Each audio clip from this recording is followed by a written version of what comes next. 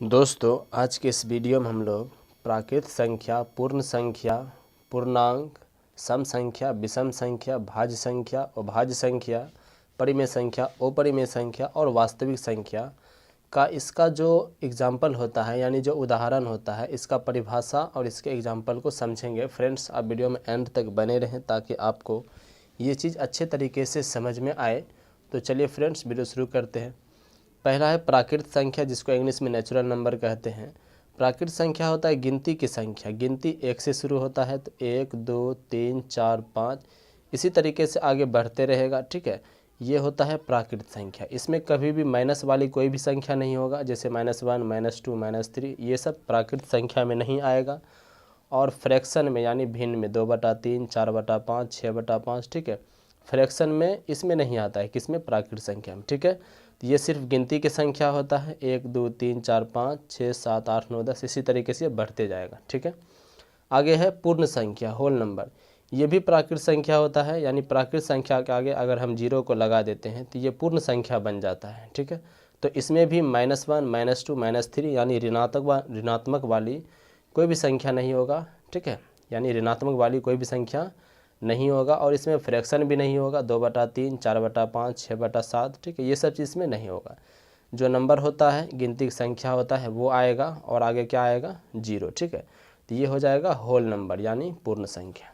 आगे है पूर्णांक, जिसको इंग्लिश में इंटीजर कहते हैं। ठीक है, पूर्णांक में क्या होता है कि -4 -3 -2 -1 0 1 2 3 4। ठीक है, तो 0 के लेफ्ट साइड ये घटते हुए जाएगा, एक एक घटते हुए जाएगा, -1 -2 -3 -4 -5 -6 इसी तरीके से। ठीक है, और इसमें 0 के बाद +1 2 3 4 5 इसी तरीके से ये बढ़ते हुए जाएगा। जो माइनस में रहता है उसको ऋणात्मक पूर्णांक बोलते हैं, यानी निगेटिव इंटीजर। जो प्लस में रहता है उसको पॉजिटिव इंटीजर बोलते हैं, यानी धनात्मक पूर्णांक बोलते हैं। ठीक है, और यहाँ पर 0 है। 0 neither positive nor negative integer. 0 को ना तो धनात्मक पूर्णांक और ना ही ऋणात्मक पूर्णांक बोला जाता है। कभी भी कोई पूछे कि 0 कौन सी संख्या है, यानी ऋणात्मक संख्या या फिर धनात्मक संख्या, तो जवाब देना है 0 ना तो धनात्मक संख्या है और ना ही ऋणात्मक, यह सिर्फ एक पूर्णांक है। ठीक है, तो ये सब माइनस में है यानी नेगेटिव इंटीजर, ये सब प्लस में है पॉजिटिव इंटीजर, और 0 ना तो धनात्मक और ना ही ऋणात्मक। तो इसमें फ्रैक्शन में कोई भी संख्या नहीं आएगा। ठीक है, जैसे 2/3 -4/5 ये सब चीज़ पूर्णांक में नहीं आएगा। ठीक है, माइनस वाली संख्या होगा और प्लस वाली संख्या, और क्या होगा? 0। आगे देख सकते हैं यहाँ पर है सम संख्या। ठीक है, सम संख्या क्या होता है कि कोई भी संख्या हो, अगर उसमें 2 से भाग लगता है तो वो सम संख्या कहलाता है, यानी इवन नंबर। यहाँ पर 2 4 6 8 10 12 ये सब क्या है? सम संख्या, क्योंकि इसमें 2 से भाग लगता है। तो जो भी संख्या में चाहे कितना बड़ा भी कोई भी संख्या क्यों ना हो, अगर उसमें 2 से भाग लगता है, इसका मतलब हुआ कि वो सम संख्या है। ठीक है, आगे है विषम संख्या और नंबर। इसका जस्ट उल्टा होता है। सम संख्या का ये जो विषम संख्या है जस्ट अपोजिट होता है, उल्टा होता है। तो वे सभी संख्या जिसमें 2 से भाग नहीं लगता है वो विषम संख्या होता है, जैसे 1 3 5 7 9 11 13। ठीक है, ये सब क्या होता है? विषम संख्या होता है, यानी कितना बड़ा कोई भी संख्या क्यों ना हो, अगर उसमें 2 से भाग देंगे, अगर भाग पूरा लग जाए, यानी पूरा शेषफल बचे, यानी शेषफल क्या बचे? 0, इसका मतलब वो सम संख्या है। अगर शेषफल कुछ बच जाए, यानी शेषफल 1 बच जाए, ठीक है, यानी 2 से उसमें पूरा भाग नहीं लगे, तो विषम संख्या। अगर भाग लग जाए तो वो क्या हो जाएगा?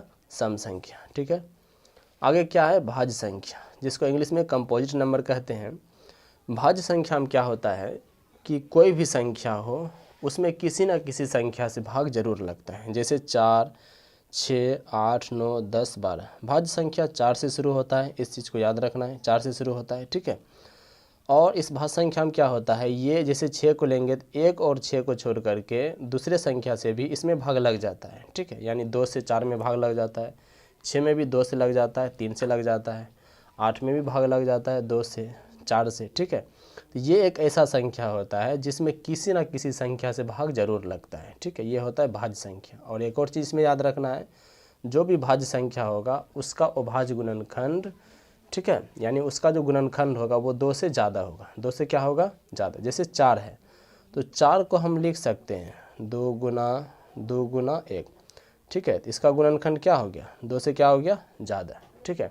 तो जो भी भाज्य संख्या होगा उसका अभाज्य गुणनखंड यानी जो गुणनखंड होगा वो 2 से क्या होगा ज़्यादा। और इसका जस्ट अपोजिट यहाँ पर है अभाज्य संख्या, जिसको इंग्लिश में प्राइम नंबर कहते हैं। ये एक ऐसी संख्या होता है जिसमें किसी भी संख्या से भाग नहीं लगता है, ठीक है। कोई भी संख्या से इसमें भाग नहीं लगेगा। जैसे हम ले लेते हैं, ये 2 से शुरू होता है, सबसे छोटी अभाज्य संख्या अगर कोई पूछे तो 2 होता है, ठीक है।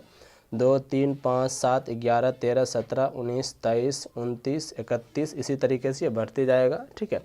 जैसे हम 19 को ले लेते हैं तो 19 में 1 और 19 को छोड़ करके, ठीक है, किसी भी संख्या से इसमें भाग नहीं लगेगा। जैसे 23 है, 23 किसी के भी पहाड़ा में नहीं आता है, ठीक है। यानी 23 में 1 से भाग लग सकता है और 23 से हमें क्या करना है, 1 और 23 को छोड़ देना है। बाकी बात कोई भी ऐसा संख्या नहीं है जिससे 23 में भाग लग जाए, ठीक है। सीधा समझना है कि ये जो अभाज्य संख्या होता है ये किसी भी पहाड़ा में नहीं आता है, यानी इसमें किसी भी संख्या से भाग नहीं लगता है, ठीक है। और भाज्य संख्या में किसी न किसी संख्या से भाग जरूर लग जाता है। तो ये भाज्य संख्या हो गया, ये क्या हो गया अभाज्य संख्या, ठीक है। आगे है परिमेय संख्या यानी रेशनल नंबर। परिमेय संख्या क्या होता है, परिमेय संख्या को इंग्लिश में क्या कहते हैं, रेशनल नंबर। परिमेय संख्या में वह सभी संख्या आता है जिसे हम P/Q के रूप में लिख सकते हैं, ठीक है। जैसे 2 हो गया -5, 2/5, -2/7, √4। रूट के अंदर अगर संख्या रहेगा तो उसका वर्गमूल निकलना चाहिए। जैसे 4 का वर्गमूल 2 हो जाएगा, 25 का वर्गमूल 5 हो जाएगा, ठीक है। 2.5 और 0.09 का रेकरिंग यहाँ पर है, ठीक है। तो ये सब क्या होता है परिमेय संख्या, ठीक है। अगर रूट में भी रहेगा तो उसका वर्गमूल निकलना चाहिए, चाहे वो संख्या माइनस में रहे, प्लस में रहे, भिन्न में रहे, ठीक है, या फिर पॉइंट में रहे, लेकिन रूट में रहे तो उसका वर्गमूल निकलना चाहिए। ये क्या होगा परिमेय संख्या। आगे है अपरिमेय संख्या, ठीक है। अपरिमेय संख्या जिसे इंग्लिश में इरेशनल नंबर कहते हैं। अपरिमेय संख्या में क्या होता है कि ये जो संख्या होगा रूट के अंदर रहेगा और उसका वर्गमूल कभी भी नहीं निकलेगा, ठीक। और इसे हम P/Q के रूप में भी नहीं लिख सकते हैं। जैसे √2 है, इसका वर्गमूल नहीं होता है, यानी 2 जो है पूर्ण वर्ग नहीं है। 3 का भी वर्गमूल नहीं होता है। 5 है, इसका भी वर्गमूल नहीं होता है। 1/√2, √2/3, 3√2, 3 + √2, ये परिमेय है, ये अपरिमेय। तो परिमेय और अपरिमेय संख्या का योगफल अपरिमेय संख्या होता है। यहाँ परिमेय है 3, √2 अपरिमेय हो गया, तो इसका गुणनफल क्या होगा अपरिमेय संख्या। ये टोटल अपरिमेय संख्या हो गया, ये भी अपरिमेय संख्या और ये टोटल भी क्या हो गया अपरिमेय संख्या।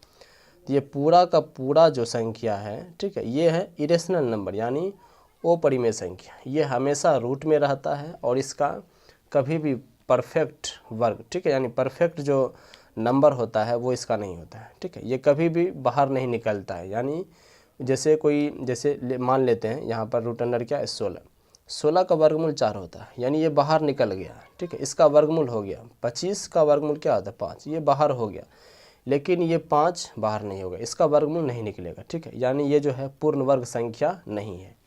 तो ये हो गया अपरिमेय संख्या। ऊपर में क्या है परिमेय संख्या। इसमें अगर कोई संख्या रूट में रहेगा तो उसका वर्गमूल जरूर निकलेगा, यानी वो जो संख्या होगा वो पूर्ण वर्ग होगा, ठीक है।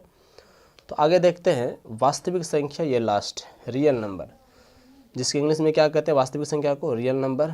ये संख्या क्या होता है, जितने भी परिमेय संख्या है और जितने भी अपरिमेय संख्या है सभी संख्या इसमें शामिल है, ठीक है। सब संख्या को हम क्या कहते हैं वास्तविक संख्या कहते हैं। चाहे वह संख्या प्राकृत संख्या हो, पूर्ण संख्या, पूर्णांक, सम, विषम, भाज्य, अभाज्य, परिमेय, अपरिमेय, ये सारा का सारा संख्या क्या होता है वास्तविक संख्या होता है, ठीक है। चाहे वह संख्या प्लस में रहे, माइनस में रहे, ठीक है, बटे में रहे यानी भिन्न में रहे, रूट में रहे या फिर रूट में ना रहे, ठीक है। पाई भी एक संख्या होता है, पाई को अपरिमेय संख्या होता है, तो अपरिमेय भी एक क्या है वास्तविक संख्या है। तो ये सारा का सारा जो संख्या है ये क्या है वास्तविक संख्या है, ठीक है।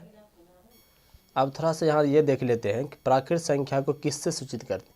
प्राकृत संख्या को हमेशा n से सूचित किया जाता है, बड़ी N। पूर्ण संख्या को W से सूचित किया जाता है। पूर्णांक को Z से डिनोट किया जाता है, किससे Z से। और सम संख्या को E से डिनोट किया जाता है, विषम संख्या को O से, और भाज्य संख्या को C से, और भाज्य संख्या यानी प्राइम नंबर को P से डिनोट किया जाता है। यही अगर परिमेय संख्या होगा तो उसको Q से सूचित किया जाता है। और वो परिमेय संख्या होगा तो इसको टी से सूचित किया जाता है, और वास्तविक संख्या होगा तो इसको आर से डिनोट किया जाता है। आई होप ये वीडियो आपको पसंद आया होगा फ्रेंड्स। अगर ये वीडियो आपको अच्छा लगा तो वीडियो को लाइक, शेयर और सब्सक्राइब जरूर करें फ्रेंड्स। मिलते हैं अगले वीडियो में।